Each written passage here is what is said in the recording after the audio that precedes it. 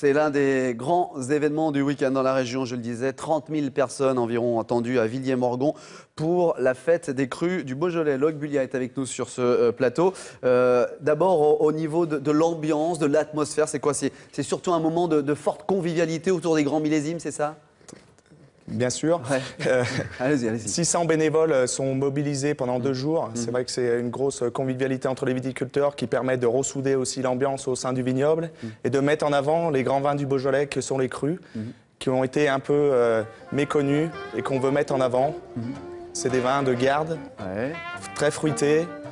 Et aujourd'hui, on peut venir déguster pendant 2 jours. C'est vrai qu'on attend 30 000 personnes. Qui vient alors justement? Est-ce que ce sont uniquement des gens du Beaujolais ou de Lyon? Ou est-ce qu'il y a beaucoup de la région, de France, de l'étranger? Comment ça se passe? Il y a des professionnels du vin, des cavistes, des restaurateurs et beaucoup de touristes. Et maintenant, beaucoup d'étrangers qui viennent. Donc, qui vont scier les crus du Beaujolais pendant 2 jours. Alors, il n'y a pas que le vin, on va en parler du vin, mais on le voit sur ces images, c'est très festif. Hein. Il y a des artistes, il y a des animations, il y a... Et il y a une vingtaine de groupes d'animation qui va... Cette année, le thème de la fête des crus, c'est les 4 saisons.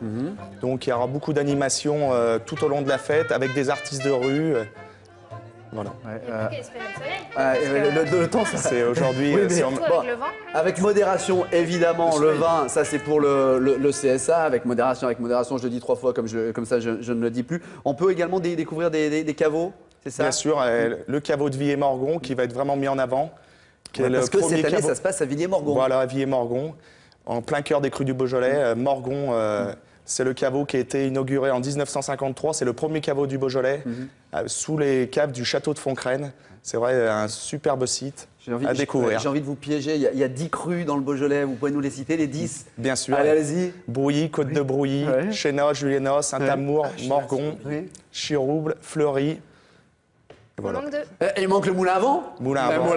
Le moulin à vent, tu m'étonnes, c'est le stress du direct. Donc il y a 10 crus. Chaque année, chaque village, chaque caveau organise une fête et cette année, ça tombe sur Villiers-Morgon. C'est une fête des crus tournante.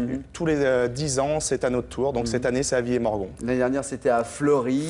On connaît déjà, je crois qu'on connaît déjà le planning jusqu'en 2020. Je crois qu'il est établi, effectivement. En 2013, ce sera où en 2013? C'est au Pays des Brouillis, à Audenord. Et après, ça sera Moulin à Vent, Saint-Amour. Enfin voilà. Ça permet en plus de découvrir des petits villages très sympas. Dans le Beaujolais, c'est des très petits villages et il y a vraiment des paysages à découvrir et qui sont très... Alors Morgon, le vignoble de Morgon, au-delà d'avoir plus de 1000 ans, il est comment le Morgon parmi ces 10 crus du Beaujolais? Déjà, le Morgon, il fait 1100 hectares. C'est le deuxième le plus étendu du Beaujolais, derrière le Brouilly.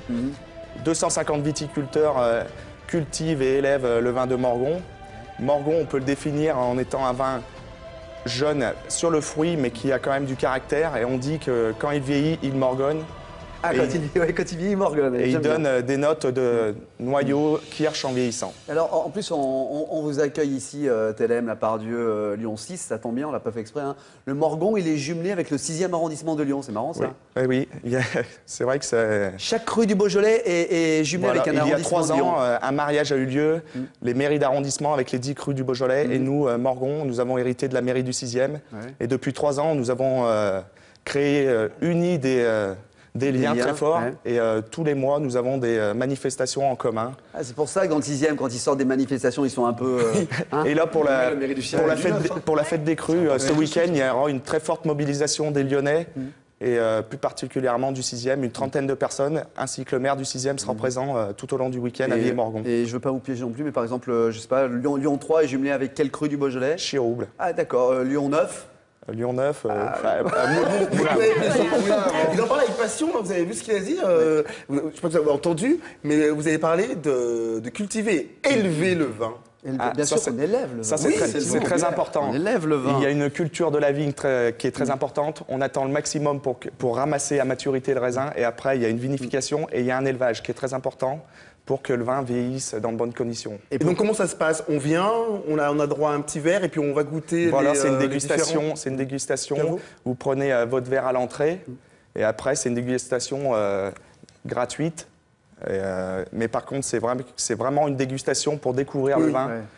Mais C'est bon, pas une si on aime, on peut repartir avec quelques caisses si on aime. Hein. Bien sûr. Et la vérité n'est pas dans les mots, la vérité est dans le vin. C'est la devise de Morgon, on l'a compris. Les crus du Beaujolais sont fêtés donc ce week-end. 30 000 personnes attendues du côté de Villiers-Morgon. Restez avec nous. Oui, Stéphane, dernière question. Vas-y. La question, c'est quelle différence y a-t-il entre le Beaujolais nouveau et les crus du Beaujolais. les crus du Beaujolais? Alors le Beaujolais nouveau, c'est le deuxième vin le plus connu au monde, derrière le champagne. Et c'est un vin très festif, c'est un vin de fête, très goulayant, très fruité.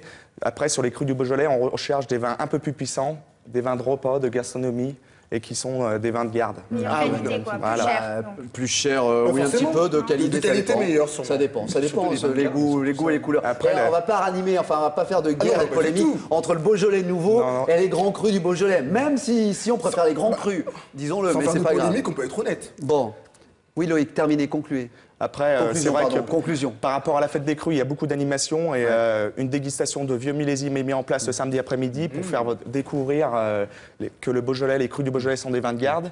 Ainsi que le dimanche, nous avons une vente aux enchères avec de très vieux millésimes, avec un Morgon 45 qui est mis. Et les profits seront offerts à 2 associations. Dont une qui s'appelle Dr Clune. Ouais, Dr. Dr Clune, je vais y arriver ce soir. Juste la grosse journée pour le grand public, c'est surtout dimanche. On est Dimanche, d'accord. c'est vraiment là que... Merci Loïc Bulliat Merci pour à cette fête des crus du Beaujolais.